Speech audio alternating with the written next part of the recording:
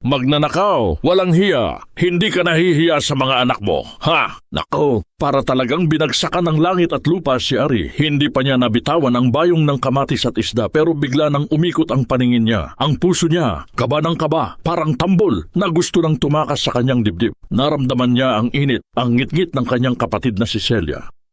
Sana mamatay ka na lang, sigaw ni Celia, matinis at punong-puno ng galit. Tingnan mo yan, Ariela. Pera yan, ang pera ng mga anak ko. Utang mo yan sa akin, di ba? Maling-mali ang 10,000 piso na pinag-ipunan niya mula sa paglalaba at paggawa ng kakanin. Ang pambayad sana niya sa ospital ni Lira. Ang pera na dapat nagpapanatili ng liwanag sa Batangas. Ngayon, nasa kamay na ni Celia. Kulang pa. Kulang na kulang. Para sa nabaon nilang utang. Para sa lupa na baka kunin na lang. Napakasakit. Lalo na nang makita niya ang mga mata ng kanyang 5 anak nakatitig sa kanila mula sa sirang bintana. Ang panganay na si Junior, pilit na pinatatahan ang bunsong si Lira. Hindi sila umiyak, pero ang takot sa mga mata nila parang saksak sa puso ni Ari. Bakit? Para kanino ba siya nagpapakahirap? Para sa kanila. Pero ngayon, para siyang basahan na pinipiga ng sarili niyang pamilya. Saan ba ako nagkamali, Panginoon? Umalis ka na, Ari! Utos ni Celia, itinapon sa sahig ang luma at punit-punit na damit ni Ari. Pumunta ka na sa Maynila. Magtrabaho ka. Kahit ano, huwag ka nang babalik dito hanggat hindi ka mayaman. Kung hindi, kukunin ko ang mga bata. Parang naubos lahat ng lakas ni Ari. Wala siyang nasabi, tanging ang tahimik na pag-iyak na lang ang naramdaman niya. Dahan-dahan siyang lumapit sa kanyang anak. Niyakap silang isa-isa, humalik sa ulo nila at bumulong ng mahal na mahal ko kayo anak. Babalik si Mama? Nang makalabas siya sa bahay na iyon, ang bahay na punong-puno ng pag-asa noong una, ngayon ay parang kulungan. Hinalikan niya ang lumang rosaryo na binigay sa kanya ng lola niya. Sana Lord, sana hindi mo ako pababayaan. Piazza, ang biyahe papuntang Maynila, parang habang buhay. Bawat kanto, bawat stoplight, nagpapaalala sa kanya ng pagdududa. Kaya ko ba? Paano kung magkasakit ako? Paano ang mga bata? Pero sa tuwing naiisip niya ang ngiti ni Lira, ang mukha ni Junior, nawawala ang takot. Pagdating sa exclusive village sa Makati, parang nasa ibang mundo si Ari. Ang mga bahay, palasyo, ang mga kotse mamahalin, ang lahat malinis, tahimik, walang ingay ng pag-iyak ng bata o sigawan ng utang. Nako, ito na. Pumasok si Ari sa malaking gate. Sinalubong siya ng isang matandang butler na mukhang mas mayaman pa sa kanya. Pagkatapos, dinala siya sa hardin kung saan may cocktail party. Ang mga tao, nakasuot ng pangmayaman, tumatawa at nag-iinuman. Ang kanyang mata biglang tumigil sa isang lalaki. Ang tindig, ang ngiti, ang malalim na tingin na parang nakatingin lang sa kanya noong gabing nagkahiwalay sila. Cedric Alcaraz. 5 taon. 5 taon na siyang sinubukang kalimutan ang pangalan na yon. Ang lalaking sumumpa na mamahalin siya, na biglang nawala na lang. Ang lalaking pinagmulan ng kanyang 5 anghel. Ngunit ang lalong nakakabaliw, ang mas nakakasugat sa kanyang puso, ay ang babaeng nakatayo sa tabi ni Cedric. Maganda, matangkad at may diamanting kwintas. Ang host ng party, ang lahat ng tao, nagpalakpakan. Narinig ni Ari ang tinig ng MC, malakas at maligaya. Let's all toast to the perfect couple, Mr. and Mrs. Cedric and Stella Alcaraz. Para siyang yelo na tinamaan ng kidlat. Cedric, may asawa. Hindi pala siya nawala, nagtago, nagpakasal. Ang 5 taong paghihirap niya, ang pagiging martir niya, ang pagtago niya sa Batangas, lahat naglaho. Cedric ang lalaking nagpaiyak sa kanya, totoong nagtaksil. Hindi siya patay, pero parang gusto na lang niyang mamatay. Hindi siya nakagalaw. Ang kamatis at isda sa bayong bumagsak sa marble floor. Ang kanyang isipan, narinig niya ang boses ni Lira. Mama, huwag kang iiyak ha? Pero hindi na niya napigilan. Niyakap niya ang sarili, pinilit huminga. Sus Mariusep! Naramdaman niya ang matalim na sapatos ng isang babae tumatama sa bayong niya. Ano ba yan? Tiningnan siya ni Stella. Ang muka ay galit at puno ng pandidiri. Sino ka? Bakit ka pumasok sa party ko? Cedric, sino yang babaeng mukhang pulubi na yan? Piptail, tumalikod si Ari. Hindi niya kayang harapin ang dalawa. Pero si Stella, hindi siya pinabayaan. Hinila ni Stella ang braso ni Ari. Ang kuko niya, parang sugat sa balat ni Ari. Huwag ka nang magpanggap, maglinis ka. Dito ka magtatrabaho, hindi ba? Iyon ang huling patak na nagpasabog ng lahat. Pinasigaw ni Stella, lahat ng mga bisita at si Cedric na patingin sa kanya. Si Ari nag-angat ng tingin, ang kanyang mga mata pula at puno ng luha. Pilit niya nang naalala ang mga gabing nagtitipid siya ng ilaw para lang matulungan si Cedric sa thesis niya. Ang pag-ibig niya na parang dagat, hindi naghihintay ng kapalit. Ngayon, ito ang kapalit, trabahong alipin at panlalait sa harap ng lalaking mahal niya. Grabe, hindi niya alam kung paano pero bigla siyang lumakas. Ang lahat ng pighati, ng utang, ng pagmamartir niya biglang naging apoy. Ngunit bago pa siya magsalita, si Stella, parang isang serpent, lumapit sa tenga niya at bumulong ng napakahina pero parang kulog ang dating sa kanya. Simula ngayon, ikaw ang mag-aasikaso kay Cedric. Huwag kang magkakamali, kailangan perfect. At huwag mo nang sabihin ang tumayo si Ari, ang kanyang katawan naninigas. Si Stella ngumiti ng mapang-uyam. Ang puso ni Ari tila bumagsak sa ilalim ng lupa. Hindi lang pala siya katulong, hindi lang pala siya nakita ng ex niyang may asawa. Mas malala pa, si Stella, alam ang tungkol sa mga anak niya. Ang liwanag ni Lyra, tanging yun na lang ang nagpapatatag sa kanya. Tumalikod si Stella. Si Cedric, nakatitig sa kanya ang mga mata, blanko at puno ng tanong. Si Ari, naglakad patungo sa kitchen. Nag-iwan ng bakas ng mga nabasag na kamatis at dugong luha sa marble floor. Walang aatrasan. Hindi alam ni Ari kung paano siya nakatulog noong gabing yon. Ang bawat hininga ni Stella at Cedric sa second floor, parang martilyo sa kanyang ulo. Maaga pa lang, nasa kitchen na siya. Ang trabaho niya, simulan sa master's bedroom, ang kwarto ni Stella at Cedric. Naku po, parang may baga sa dibdib niya. Dahan-dahan siyang pumasok. Ang kwarto, malaki, malamig, at punong-puno ng alaala ng buhay na hindi niya nakuha. Ang mga damit ni Cedric nakakalat. Ang bango ng kolonya nandoon pa rin. Ang bango na minsan ay paborito niya. Huwag kang lilingon, Ari. Huwag, bulong niya sa sarili. Nagsimula siyang mag-ayos ng kama. Kailangan perfect, di ba? Biglang bumukas ang CR, comfort room. Lumabas si Cedric, nakabalot lang sa tuwalya. Ang kanyang buhok, basa pa. Ang dibdib niya, matipuno, parang hindi nagbago. Ari! Gulat na gulat siya. Gulat na gulat si Cedric. Natigilan si Ari. Ang kamay niya nanigas sa pagkakahawak sa unan. Ang mukha niya parang bato. Magandang umaga, Sir Cedric. Mahina niyang bati. Walang emosyon, Ari. Walang emosyon. Ari, akala ko patay ka na, bulong ni Cedric. Ang boses niya, basag, punong-puno ng sakit at pagtataka. Hindi po, sir, sagot ni Ari, pilit na iniiwas ang tingin. Nandito ako para magtrabaho. Utos ni Ma'am Stella, sir. Ang salitang iyon, parang saksak kay Cedric. Hindi siya makapaniwala. Ang babaeng mahal niya, ang babaeng 5 taon niyang hinanap, nasa harapan niya, nagtatrabaho bilang katulong. Nagsimula si Cedric na magpaliwanag. Ari, hindi mo naiintindihan. Ang kasal na ito, hindi totoo. Ito ay utang na loob. Hayaan mong ipaliwanag ko. Wala na akong kailangan marinig, sir. Putol ni Ari, matigas ang boses. Tapos na po tayo. Matagal na. Ang importante, masaya kayo. Kasal na kayo, tiyo. Kaya please, magtrabaho lang ako. Pero hindi siya tinitigilan ni Cedric. Lumapit siya, dahan-dahan ang mga mata niya, pununo ng pagsisisi. Flashback, pasanin ng utang. Naalala ni Cedric ang gabing iyon, 5 taon na ang nakalipas. Ang kanyang pamilya, bangkarote. Ang kanilang business, bagsak. Ang pamilya Salonga ang nagligtas sa kanila. Ang kondisyon, pakasal siya kay Stella. Kailangan niyang bayaran ang utang na loob ng kanyang pamilya. Noong gabing iyon, sinubukan niyang hanapin si Ari pero bigla na lang siyang tinawagan ni Stella. Patay na si Ari sa isang aksidente. Sus Mariosep, sobrang sakit ng paniniwala na iyon. Kaya siya nagpakasal, dala ng lungkot at obligasyon. Bumalik si Cedric sa kasalukuyan. Ang mata niya nakatitig kay Ari. Ang mukha niya parang nagsasabing, hindi mo alam kung gaano ako nasasaktan. Pero si Ari wala nang pakialam. Walang kwenta ang paliwanag. Ang nakikita niya, taksil. Nang biglang blag. Dahil sa kaba, hindi napansin ni Ari ang tasa ng kape ni Cedric na nakapatong sa nightstand. Natapon, tumama sa puting kamiseta ni Cedric. Ay nako, sorry po, sir. Nagmamadali si Ari. Kumuha siya ng basahan at nagmadaling punasan ang dibdib ni Cedric. Ang kamay niya, nanginginig. Ang balat ni Cedric mainit. Nagkatama ang kanilang kamay. 1 segundo lang yon, pero parang 1 oras ang tagal. Nagtitigan sila. Ang mata ni Cedric, puno-uno ng pag-ibig, pagkamangha at pangungulila. Ang mata ni Ari, puno ng galit, takot at kilig na pilit niyang pinapatay. Grabe, ang kilig na yon, bawal! Biglang may narinig si Ari, may kung anong nakakanda doon sa side table ni Cedric. Naka-engrave si A+AM 2018, isang locket. May lihim pa ba si Cedric? Anong tinitingnan mo? Matigas na tanong ni Cedric. Kriing! Bumukas ang pinto. Si Stella, nakasuot na ng signature designer dress. Ang kanyang mga mata, parang ahas na nakakita ng biktima. Oh, what is this, mahal? Malambing ang boses ni Stella, pero ang mata lumalamon kay Ari. Malapit na malapit kayo.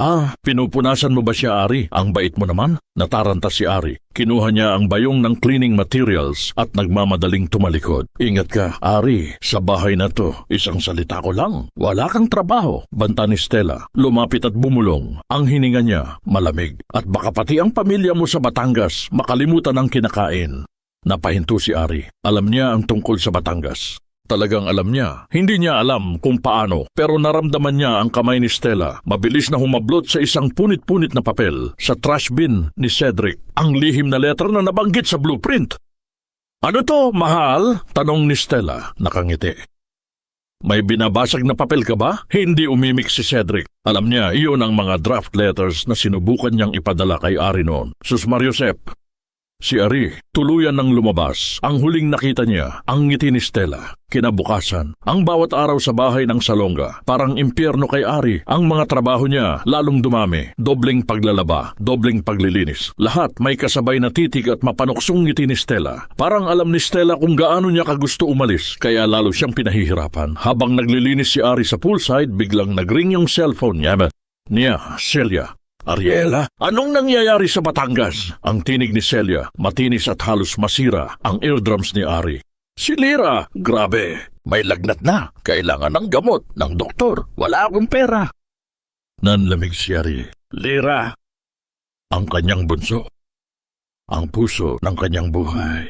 Nasaan ba ang pinadala kong pera? Tanong ni Ari, nanginginig ang boses. Huwag ka nang magtanong. Wala na. Hindi na sapat. Alam mo, Ari, kung hindi ka nakapagtrabaho, ako ang magiging boses mo. Ibebenta ko ang lupa ninyo at kung hindi pa rin sapat, kukunin ko ang mga bata.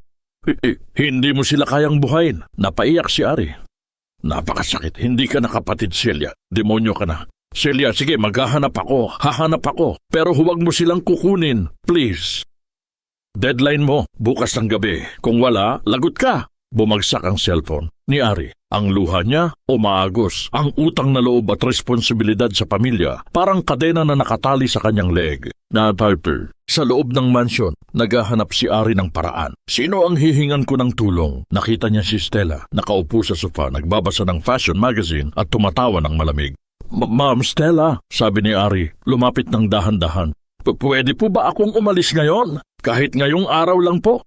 Nagkasakit po ang anak ko. Kailangan ko po ng pera. Tiningnan lang siya ni Stella, mapang-uyam.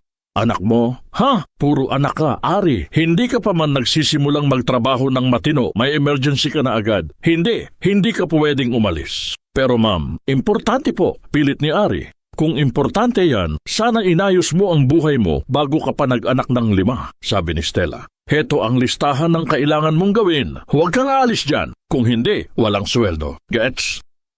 Naramdaman ni Ari na parang may kung anong kumukulo sa dibdib niya. Gusto ko siyang sampalin. Pero hindi pwede. Ang 5 bata sa Batangas nakasalalay sa kahayupan ni Stella. Habang nag-aayos siya sa study room, nakita niya ang isang frame, ang wedding photo ni na Cedric at Stella. Nakangiti si Stella, masaya. Si Cedric, seryoso lang. Golden moment. Kinuha ni Ari ang photo frame. Dinikit niya ang kanyang daliri sa mukha ni Stella. Tinakpan niyon. Tinitigan niya ang mukha ni Cedric. Ang ngiti niya noong una, silang nagkita.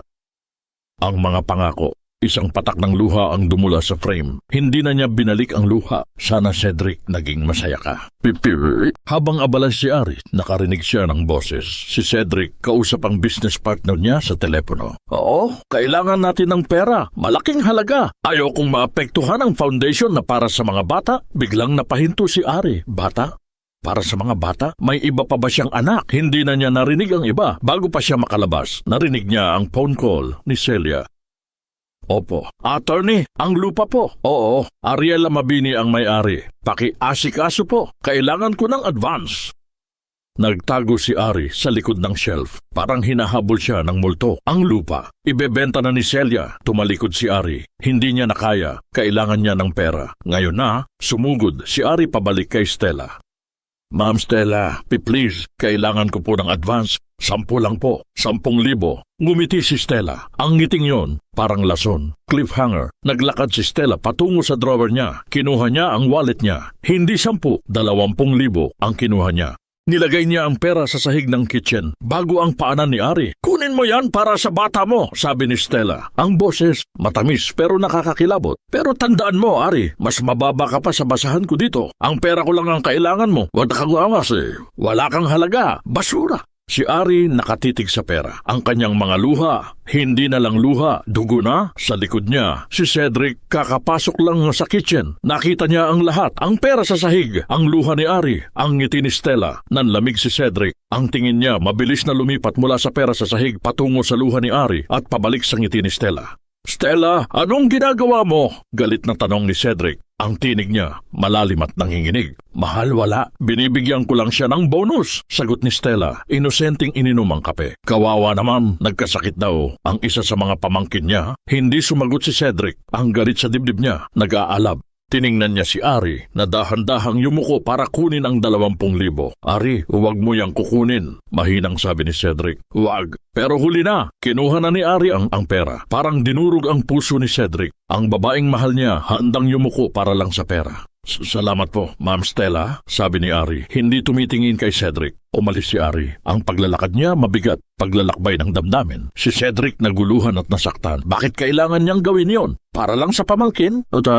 Hindi mapakali si Cedric. Ang mga salita ni Ari sa telepono, kailangan ko ng pera para sa bata. Paulit-ulit sa isip niya ang kasinungalingan ni Stella tungkol sa pamangkin. Ang sobrang pagmamalasakit ni Ari para sa isang pamangkin. Hindi na ito tama. Kinuha ni Cedric ang laptop niya. Gumamit siya ng lumang koneksyon sa Batangas. Kailangan niyang malaman kung sino ang batang iyon. Nagsimula siyang mag-imbestiga. Mga hospital records, mga birth certificate. Grabe! Sa bawat click niya, parang may kung anong masakit na truth ang lumalabas. Junior Mabini, 5 ang taon. Maricris Mabini, 5 ang taon. Marites Mabini, 5 ang taon. Marcus Mabini, 5 ang taon. Lira Mabini, 5 ang taon. 5 pangalan, pare-parehong taon ng kapanganakan, pare-parehong apelido. Bumagsak si Cedric sa silya. Ang laptop, muntik nang mahulog. Ang kanyang hininga, nanikip. 5? Hindi isa, hindi pamangkin.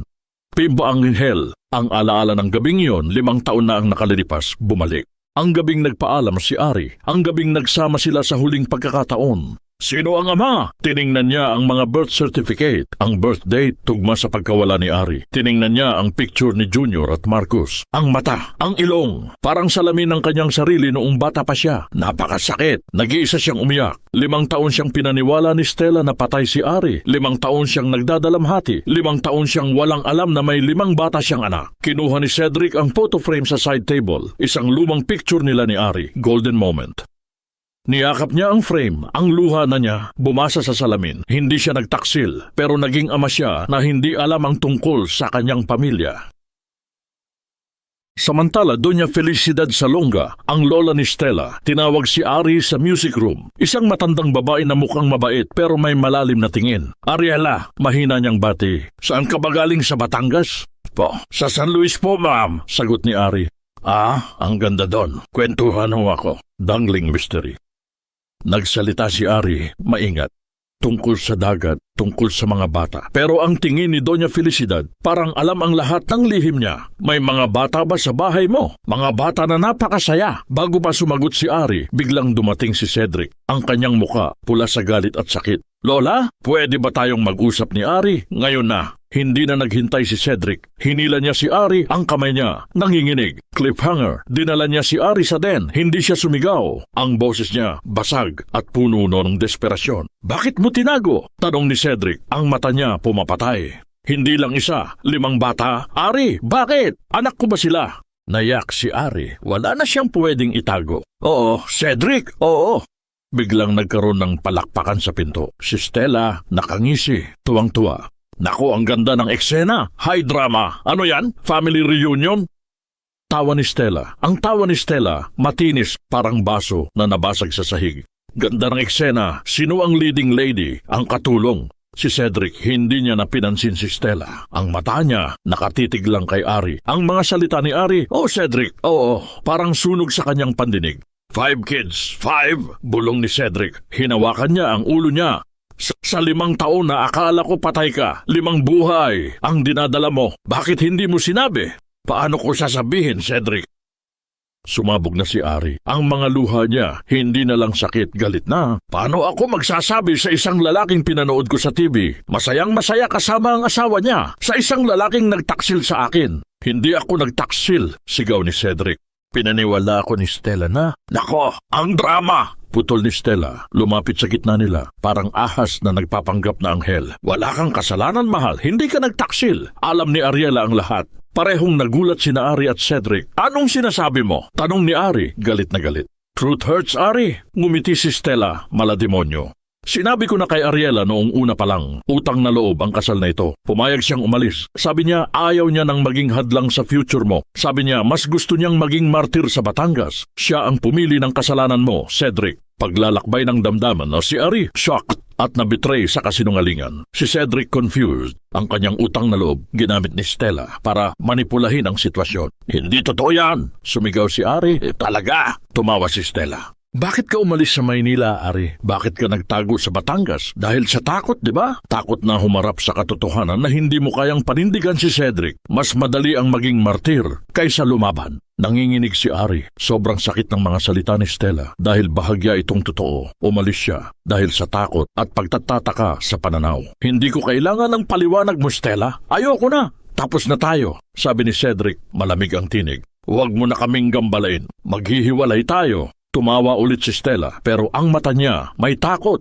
Hiwalay? Walang hiwalayan, Cedric. Walang divorce dito. At tandaan mo, utang na loob mo ang lahat ng ito. Masisira ang pangalan ng pamilya mo. Masisira. Naglakad si Ari palayo. Hindi niya nakaya ang drama. Lumabas siya sa den. Naghahanap ng kapayapaan. Hinabol siya ni Cedric. Hinawakan ang braso niya. Ari, please, huwag kang umalis. Maniniwala ka ba sa kanya? Golden moment. Inalis ni Ari ang kamay ni Cedric.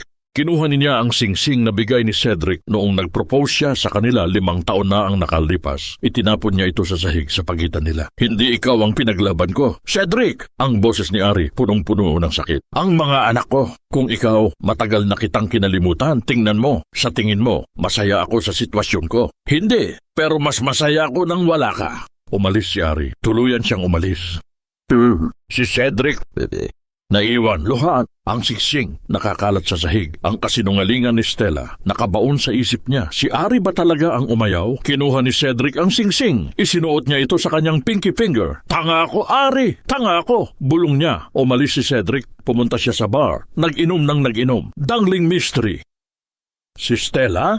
Nakita siyang umalis. Dali-dali siyang pumunta sa dining room. Kumuha siya ng cellphone. Kumuha siya ng picture ni Cedric habang lasing, nakatingin sa singsing. Pagkatapos pumunta siya sa kwarto at dahan-dahang pinunit ang isang bahagi ng lumang sulat na inagaw niya kay Cedric kanina. Pinunit na parang aksidente. Cliffhanger. Mensahe kay Ariela. Sa akin pa rin siya. Tanga ka, Ari! Ipinadala niya ang picture ni Cedric at ang message. Si Ari, nasa basement, umiiyak. Nag-vibrate ang cellphone pa niya. Nakita niya ang picture ni Cedric. Lasing, nakaupo, may yakap na babae. Hindi niya nakita na si Stella yon. Ang huling hirit ni Stella, sa akin pa rin siya. Tanga ka, Ari. Ang huling pag-asa ni Ari, tuluyan nang namatay. Ang galit ni Ari, mabigat. Hindi na siya umiiyak. Napunpuno na ng bato ang dibdib niya. Ang larawan ni Cedric na lasing, kasama si Stella, paulit-ulit sa kanyang isip. Tama na, tapos na, trabaho na lang, wala nang pag-ibig. Hating gabi na, tahimik ang mansyon. Ang tanging ilaw lang, ang dim light sa study room ni Cedric. Kailangan niyang maglinis doon. Pumasok siya, malamig. Inayos niya ang mga libro. Dahan-dahan, parang ayaw gumawa ng ingay, biglang bumukas ang pinto.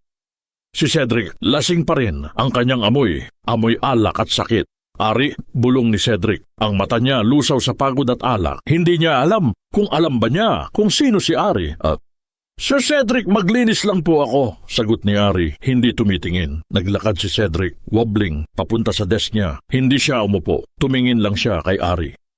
Bakit ka umalis, Ari? Tanong ni Cedric. Bakit mo ako pinaniwalaan? Hindi sumagot si Ari. Nagsimula siyang maglinis ng bintana. Naglakad si Cedric sa likod ni Ari. Napakalapit. Naramdaman ni Ari ang init ng hininga niya sa kanyang batok. Ang bango ng kolonya, nakakaadik. Hindi ako masaya, Ari. Biglang niyakap ni Cedric si Ari mula sa likod. Ang mga kamay niya, mahigpit, parang ayaw na siyang pakawalan. Nako! Nanigas si Ari. Ang kilig biglang sumabog sa kanyang katawan. Hindi pwede. Sir Cedric, bitiwan niyo po ako. Pilit ni Ari. Huwag, hayaan mo ama kong yakapin ka kahit ngayon lang. Bulong ni Cedric. Alam kong galit ka, pero wala akong sinabihan na patay ka. Wala akong alam sa mga anak natin. Maniniwala ka ba? Naiyak si Ari. Ang pagdududa niya, lumambot. Ang lambing ni Cedric nakakamatay. Wala akong pakialam sa mga kasinungalingan mo, sabi ni Ari. Pero ang tinig niya, mahina. Biglang inikot ni Cedric si Ari. Tinitigan siya, ang kanyang muka puno ng sakit. Hindi ako ang taksil, Ari. Pinilit lang ako ng utang na loob, sabi ni Cedric. Ang asawa ko? Hindi siya ang asawa ko. Wala kaming. Nagulat si Ari. Ang lihim na iyon, malaking shock sa kanya. Ang pagdududa niya, lalong lumaki. Nag-aalangan si Ari. Totoo ba? O isa na namang kasinungalingan? Wala kang pwedeng patunayan, sabi ni Ari. Golden moment.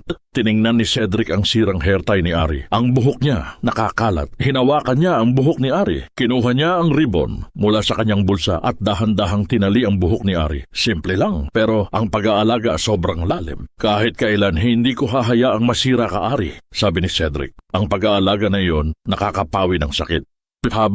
Biglang may narinig si Ari. May kalansing. Tumingin siya sa desk. Nakita niya ang isang luma at nakakandadong kahon. Ang lakit na nakita niya kahapon. Dangling mystery. Ano ang laman ng kahon na iyon? Ano yan, sir? Tanong ni Ari. Wala. Matagal nang nakatago yan. Sabi ni Cedric, mabilis siyang hinalikan sa nopo. Kriing! Ang gate! May dumating. Mabilis na nagmadali si Ari palabas. Sumugod siya sa kitchen. Si Stella. Dumating na. Masama ang kutob niya. Cliffhanger. Naglakad si Stella sa study room. Amoy alak, amoy bango ni Cedric. Tiningnan niya si Cedric nakangisi. Mahal, bakit basa ang noo mo? Tanong ni Stella, malambing ang boses. May naamoy akong iba. Amoy pusa ba? O baka ba mas malala pa sa pusa? Napahinto si Ari sa doorway. Ang kaba, sobrang lakas. Tiningnan ni Stella ang desk. Ang nakakandadong kahon, nandun. Wala na yan, Stella. Matulog ka na. Malamig na sabi ni Cedric. Ngumiti si Stella. Ang ngiting yun, parang sigurado na may lihim siyang malalaman. Pilit na umiwas si Ari kay Stella. Pero ang mga mata ni Stella, parang radar. Alam niyang may kung anong nagbago sa pagitan niya at ni Cedric. Araw ng linggo, walang party, walang ingay. Ang tanging naririnig lang, ang pag-iyak ng cellphone ni Cedric sa office. Ayoko na, Stella. Maghiwalay na tayo. Narinig ni Ari ang boses ni Cedric galit at matigas. Hindi mo pwedeng gawin sa akin yan. Ang tinig ni Stella, hysterical. Utang na loob. Cedric, masisira ang pangalan ng pamilya mo. Huwag na huwag kang aalis, kundi ilalabas ko ang lahat, pati ang mga lihim mo. Tumakbo si Ari. Tama na, sawa na ako sa mga hiwalayan, sa mga lihim. Habang naglilinis siya ng garden, may tumawag sa kanya. Si Doña Felicidad Salonga, ang lola ni Stella. Luma at eleganting babae, ang tingin malumanay. Ariela, halika rito. Mahinang sabi ni Doña Felicidad. Kinabahan si Ari. Ano ang sasabihin niya? Alam mo, mahal ko ang apo kong si Stella. Pero tanga siya, sabi ni Doña Felicidad. Nagulat si Ari. Hindi ko alam kung bakit siya nagalit sa'yo. Pero alam ko, hindi ka masamang tao, sabi ng matanda. Galing ka ba sa Batangas? Ang sabi sa akin, may 5 bata doon. 5 bata na nanginginig si Ari. Sinong nagsabi? Hindi ko po alam, ma'am. Pilit ni Ari, huwag kang matakot. Matanda na ako. May nakita akong mali. 5 taon na ang nakalipas, sobrang nag-iingay si Cedric. Hinahanap niya ang isang babae. Hindi siya umiinom noon. Ang sabi niya, sa Batangas daw ang babae. Ang puso ni Ari, tumibok ng napakabilis. Tinitingnan ba ako ni Lola? Dangling mystery. Biglang kinuha ni Doña Felicidad ang kanyang kwintas, isang maliit na krus. Sa likod ng krus may isang maliit na susi na nakatago. Ibinigay niya iyon kay Ari. Kunin mo yan, huwag mong sabihin kay Stella, sabi ng matanda. Ang lihim na iyon, dapat malaman, hindi maintindihan ni Ari. Pero kinuha niya ang susi.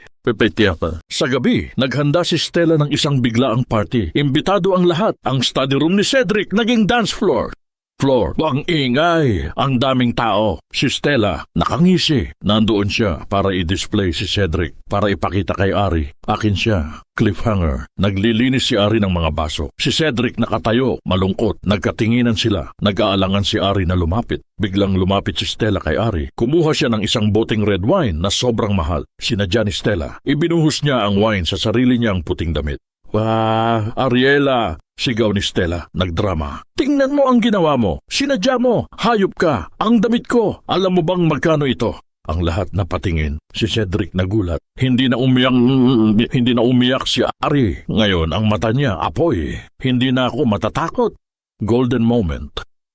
Sa gitna ng ingay, si Cedric mabilis na lumapit. Hindi niya tinanong si Ari. Hinila niya si Stella, paalis sa harapan ng mga bisita. Tama na, Stella! Sigaw ni Cedric. Huwag mong sirain ang buhay ng isang tao. Kung gusto mo ng drama, lumayas ka. Ang mga bisita, shock. Si Ari, shock. Si Stella, nanginginig sa galit. Hindi ako aalis. Akin ang lahat ng ito at akin ka. Sigaw ni Stella. Si Ari, nakatayo lang. Hawak niya ang maliit na susi sa kanyang palad. Gabi, ang buong mansyon tahimik na. Ang mga bisita, umalis na. Ang tensyon, parang makapal na ulap na hindi natunaw. Si Ari, nasa kitchen, nagliligpit. Ang kanyang kamay, mahigpit na nakahawak sa maliit na susi na bigay ni Doña Felicidad. Ano ang gagawin ko sa susi na ito? Ang isip niya, pinalibutan ng mga salita ni Stella. Si Ari ang umayaw. Siya ang pumili ng pagiging martir. Kailangan niyang malaman kung totoo ba ang mga iyon. Naalala niya ang nakakandadong kahon sa study room ni Cedric, ang locket na may initials na CA plus AM. Maari bang ito ang sagot? Dahan-dahan naglakad si Ari patungo sa study room. Parang magnanakaw ang pakiramdam niya. Nandoon ang kahon. Lumagawa sa kahoy. Dinikit ni Ari ang susi sa lock. Kling! Bumukas! Huminga ng malalim si Ari. Heto na, ang laman ng kahon, mga papel, mga lumang sulat, mga resibo ng tawag, mga sinimulan ni Ari na basahin. Sulat rin. Ari, nasaan ka? Alam kong buhay ka. Huwag kang magtago. P.S. Kailangan ko ng paliwanag. Sulat 2. Sinabi sa akin ni Stella na namatay ka, pero hindi ako naniniwala. Magkita tayo, Batangas. Sulat 3. Pinuntahan kita sa Batangas, pero walang Ariela Mabini na nakatira doon. Sinong nagtago sa iyo? Naku po, natulala si Ari. Ang mga sulat na iyon, naglalarawan ng isang lalaking naghahanap, hindi isang taksil. Ang luha ni Ari, hindi na luha ng galit. Luha na ng pagsisisi at realisasyon. Hindi siya nagtaksil. Pinaniwala lang siya. Biglang may narinig si Ari, tunog ng sapatos, mabilis niyang tinago ang kahon. Si Stella, ang mukha niya pula sa galit. Naramdaman niyang may naggalaw sa kanyang office. Ariela, anong ginagawa mo rito? Magnanakaw ka ba? Sigaw ni Stella. Ma'am, naglinis lang po ako. Pilit ni Ari. Ngumisi si Stella. Tumingin siya sa kahon na nakatago sa ilalim ng desk. Ang kahon. Ang kahon ng mga kasinungalingan, di ba? Tawa ni Stella. Major twist. Sumabog na si Ari. Kinuha niya ang pinunit-punit na mga sulat. Hindi ka lang magnanakaw, Stella. Sinungaling ka. Pinaniwala mo si Cedric na patay ako. Sinong nagtaksil? Sigaw ni Ari. Nanigas si Stella. Ang kanyang mapanguyam na mukha biglang naging takot. Hindi ko alam ang sinasabi mo. Alam mo, basahin mo to. Inihagis ni Ari ang mga sulat sa kanya. Hindi na nagtago si Stella. Sa halip ang kanyang galit ang lumabas. Oo, ako ang may gawa. Sigaw ni Stella, malakas at hysterical. Ako ang nagtago sa iyo. Ako ang nagsabi na namatay ka at ako ang nagpalabas na nagtaksil ka. Ang mga salita niya parang kulog sa study room. Para sa akin si Cedric, hindi ka nababagay sa kanya. Ikaw, katulong, mag-anak ng 5 bata at manghingi ng pera. Hindi kanya kukunin, Ari. Hindi na kinaya ni Ari ang sakit. Bumagsak siya sa sahig nang biglang bumukas ang pinto. Si Cedric, tahimik lang siya. Nandoon siya, nakatayo, sobrang tagal na pala. Narinig niya ang lahat, ang kanyang mukha, pununo ng sakit, pagsisisi at pagtataksil. Hindi sa kanya kundi kay Stella. Cliffhanger. Naglakad si Cedric papunta kay Stella. Hindi siya sumigaw. Ang kanyang mga mata, pununo ng luha. Sa sinungaling ka, Stella, hindi mo ako mahal, ni hindi mo minahal ang pamilya ko. Gusto mo lang kaming sirain. Si Stella, galit na galit, walang pag-asa. Tumingin siya kay Ari. Nakita niya ang tagumpay sa mga mata ni Ari. Ang huling hirit ni Stella, ang pinakamasakit. Tiningnan niya si Ari. Tinuro niya ang mga damit ni Ari. Gusto mo ang katotohanan? Wala siyang karapatang maging ina ng 5 bata. Sila, ang mga anak niya. Sila, ang bunga ng inyong kasalanan. Si Cedric lumingon kay Ari. Ang kanyang mga mata, puno ng sakit, ang lihim ng 5 bata. Pinili ni Stella na sumabog sa pinakamalupit na paraan. Pumutok ang katahimikan sa study room. Si Stella, umiiyak. Nanginginig ang kanyang mga mata, naglalagablab sa galit at kabaliwan. Si Cedric, ang kanyang mukha, puti. Hindi siya sumisigaw. Ang sakit niya, sobrang lalim na. Hindi lang siya tinaksil ni Stella. Sinuportahan niya ang isang kasinungalingan. Anong sinabi mo? Tanong ni Cedric kay Stella. Ang boses niya, kasing lamig ng yelo. 5 bata, bunga ng aming kasalanan? Oo, mga walang kwentang bata, sigaw ni Stella. Hindi mo kailangan yan, Cedric. Ako ang asawa mo, ang utang na loob mo, ako ang kabayaran. Naglakad si Cedric kay Ari. Tiningnan niya ang mukha ni Ari, ang sakit, ang pagod, ang pagdurusang 5 taon. Hindi ko pababayaran ang utang na loob. Ang liwanag sa mga mata ni Cedric bumalik. Tapos na, Stella, sigaw ni Cedric. Simula ngayon, wala na akong utang na loob sa pamilya mo. Binayaran ko na ang lahat ng pera nyo. Ang kasal na ito walang bisa. Ang pagtatataksil mo, hindi sa akin, kundi sa katotohanan. Kinuha ni Cedric ang singsing sa pinky finger niya at itinapon sa mukha ni Stella. Hiwalay na tayo. Nabasag ang baso sa kamay ni Stella. Tumakbo siya, sumisigaw. Hysterical. Hindi ka aalis, Cedric. Hindi. Pero huli na ang lahat. Tumalikod si Cedric kay Stella. Pip-tip-tip. Tiningnan ni Cedric si Ari. Yumuko siya. Tinulungan si Ari na tumayo. Golden moment. Ari, patawarin mo ako. Hindi ko alam. Patawarin mo ako. Naging naiyak si Ari. Hindi siya galit. Naramdaman niya ang sakit ni Cedric. Ang init ng kamay niya. Nakakapawi ng lahat ng sakit. Hindi kita mapapatawad sa isang gabi lang, Cedric. Mahinang sabi ni Ari. Pero maniniwala ako sa iyo, ang importante, buhay ang mga anak ko. Nako, walang naisip si Ari, kundi ang 5 bata sa Batangas. Kailangan nating umalis, ngayon na, baka saktan sila ni Stella. Hindi, Ari, sabi ni Cedric. Akin na ang mga bata, ako na ang ama. Huwag mo nang takasan yung lahat, iligtas natin sila. Pinakasasa. Samantala, naiwan si Stella sa study room. Umiiyak, galit at punong-puno ng puot. Dangling mystery. Biglang nagring ang cellphone ni Stella. Celia, anong kailangan mo? Tanong ni Stella, galit na galit. Pinadalhan ako ni Ari ng 20,000, ma'am. Pero kulang pa. Kailangan ko ng lupa. Ibebenta ko ng lupa. Ang lupa. Ngumiti si Stella. Heto na ang huling hirit. Huwag mo nang ibenta ang lupa, Celia. May mas maganda akong offer. Ang tinig ni Stella, malamig, malademonyo. May 5 akong lihim na kailangan mong kunin para sa akin, mga bata. Si Celia nagulat. Mga bata? Oo, ihatid mo sa akin ang mga bata. Bibigyan kita ng 5 milyon. Hindi mo na kailangan ang pera ni Ari. Ang kasunduan ay tapos na. Ang pagtataksil ng kapatid. Pipyaherd. Cliffhanger. Nagmamadaling umalis sina Ari at Cedric. Papunta sila sa car. Nako, may message na natanggap si Ari. Hindi ito mula kay Stella. Oras mo na, Ari. Say goodbye sa mga anak mo. Hindi ka na nila makikita. Ang sender? Hindi kilala. Naramdaman ni Ari ang takot at pangamba. Ang banta ni Stella. Totoo. Ang 5 bata. Nasa panganib. Cedric, dali! Sigaw ni Ari. Pumupuno ang gabi sa highway. Ang sasakyan ni Cedric parang hangin sa bilis. Si Ari, natataranta umiiyak. Ang mga anak ko, wala akong alam sa kung sino yan. Si Cedric mahigpit ang kapit sa manibela. Ang kanyang muka, seryoso. Huwag kang matakot, Ari. Hindi natin hahayaang saktan sila. Sila ang pamilya ko. Ang salitang pamilya nakakabigla doon. Na-realize ni Ari, ang utang na loob ni Cedric tapos na. Ngayon, ang tunay na responsibilidad niya, ang pamilya niya. Pagdating sa Batangas, madilim na, wala na si Celia. Ang pinto ng bahay bukas. Lira, Junior, mga anak, sigaw ni Ari. Wala. Biglang may nakitang nota si Ari sa hamba ng pinto. Sulat ni Celia, kinuha ko na sila, hindi ka nababagay sa kanila, hintayin mo ang tawag ko.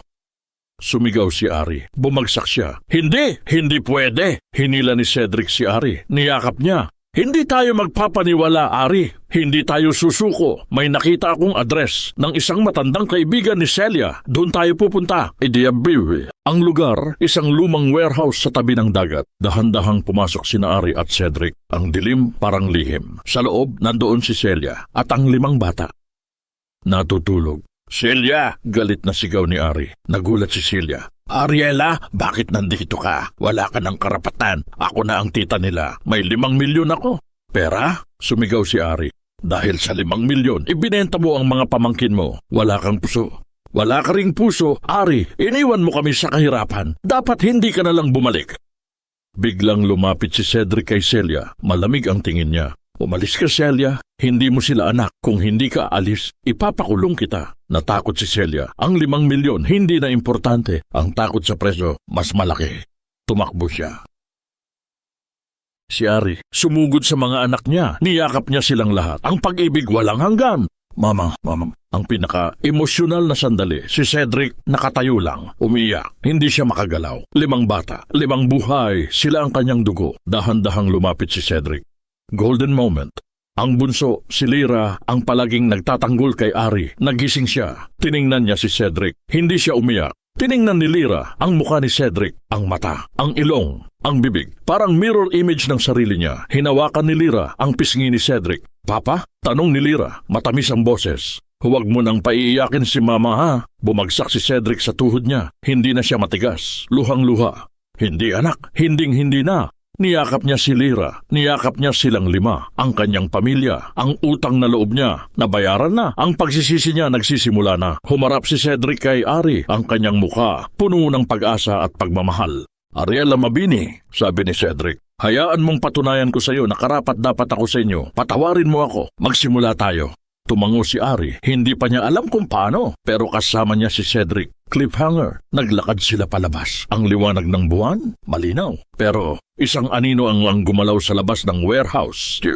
Si Stella, nakasuot siya ng itim, ang kanyang mata, galit na galit. Hindi ka mananalo. Ariela, akin si Cedric. May hawak si Stella, isang patalim. At ang tingin niya, diretso sa lumang simbahan sa Batangas kung saan nakita niya sina Ari at Cedric noong una. Mabilis na umalis sina Ari, Cedric at ang 5 bata. Dinala ni Cedric ang lahat sa lumang simbahan sa Batangas. Doon sila unang nagkaibigan at doon sila magsisimula ulit. Sinisikap ni Cedric na protektahan si Ari at ang mga bata. Dito muna kayo, sabi ni Cedric. Bantayan niyo ang isa't isa. Lyra, alagaan mo si Mama. Nag-aalala si Ari. Hindi siya pwedeng umalis. Cedric, huwag ka nga alis. Huwag mo akong iwan ulit. Hindi na kita iiwan, Ari.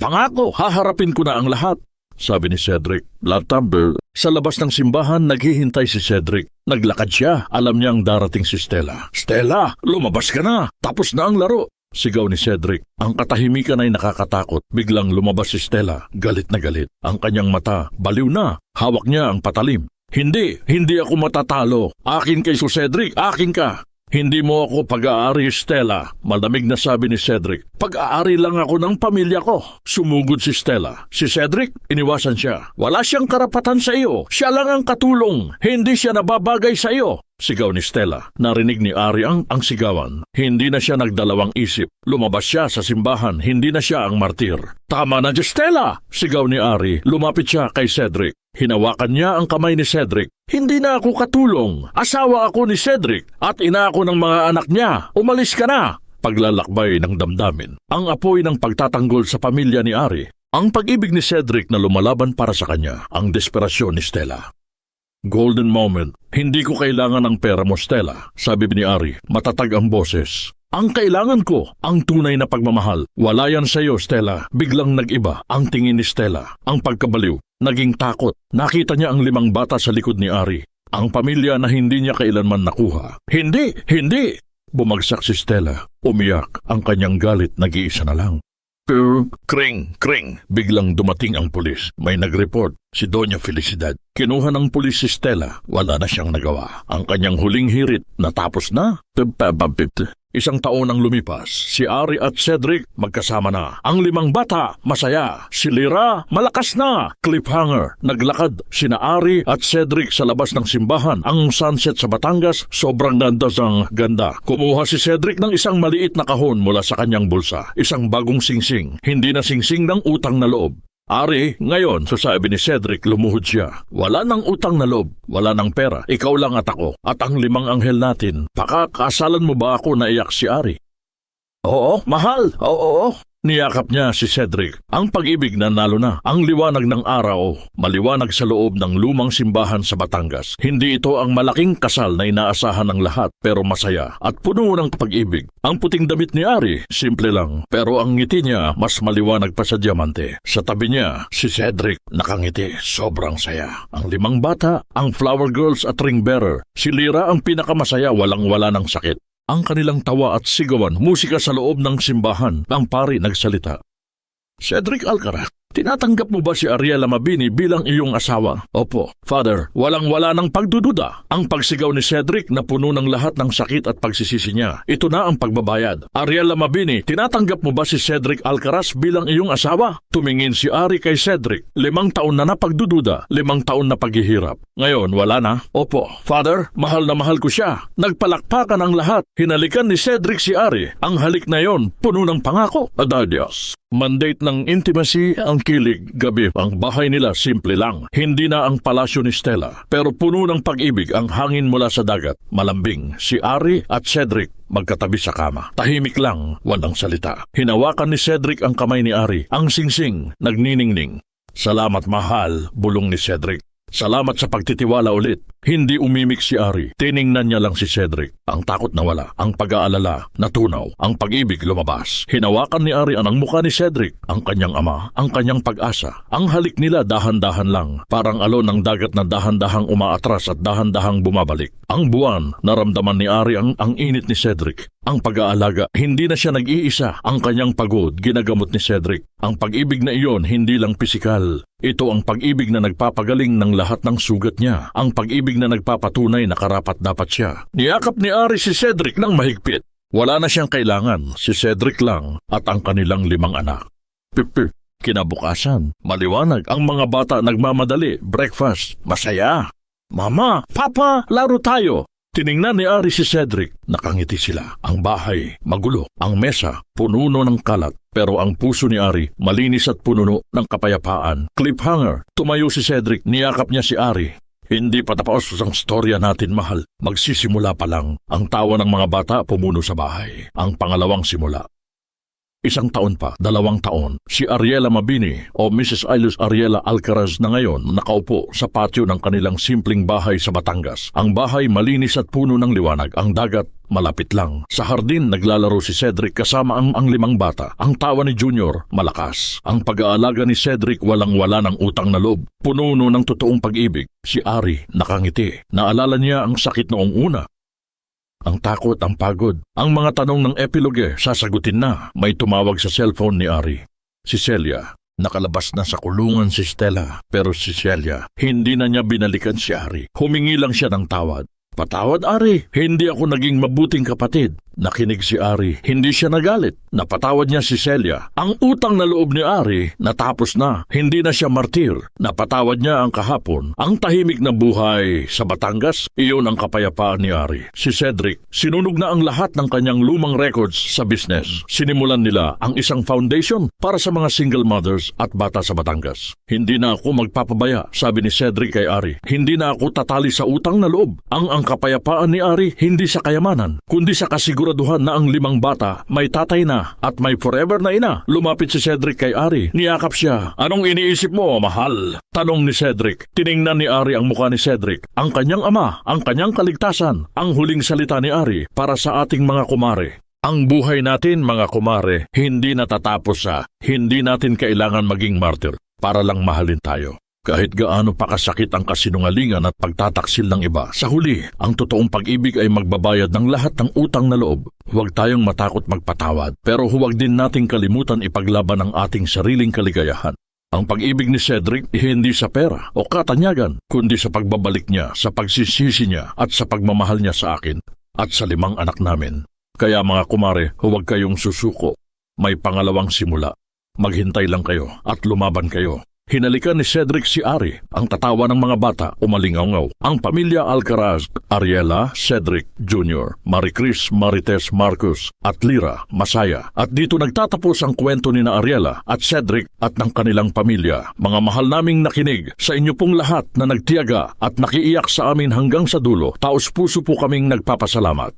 Hindi po biro ang isulat ang kwentong ito. Sa totoo lang, ang pinakamahirap na eksena para sa akin ay ang mga sandali ng paninira ni Stella kay Ari. Parang tinataga ang sarili kong puso habang binabasa ko ang pagdurusang iyon. Marahil nakita ninyo ang sarili ninyo sa buhay ni Ari. Dahil ang kwentong ito ang kwento ng bawat Pilipina na lumalaban para sa pamilya. Ito po ay inspirasyon sa lahat ng naniniwala na ang pagmamahal ay laging may second chance. Sana sa pagtatapos ng ating kwento, mayroong maliit na siga ng pag-asa na naiwan sa inyong puso. Ang bawat pagpapatawad ay parang binhi na tinanim at kahit gaano pa kadilim ang gabi, mayroon pa ring liwanag na naghihintay sa umaga. Ang katapusan ng kwentong ito ay ang tagumpay ng puso laban sa obligasyon. Pero may isang tanong po akong nais iwan sa inyo. Kung ikaw si Ari, matapos mong marinig ang lahat ng kasinungalingan, kaya mo ba talagang patawarin ang utang na loob ni Cedric at ang paninira ni Stella? Ibahagi niyo sa amin ang inyong saloobin. Huwag niyo pong kalimutang mag-iwan ng komento, i-like ang video na ito, at ibahagi sa inyong mga kaibigan. Ang inyong suporta, ang aming inspirasyon para sa mga susunod na kwentong puso. Maraming salamat po sa inyong lahat. Ang kwento ay isinulat ni Kwentong Puso.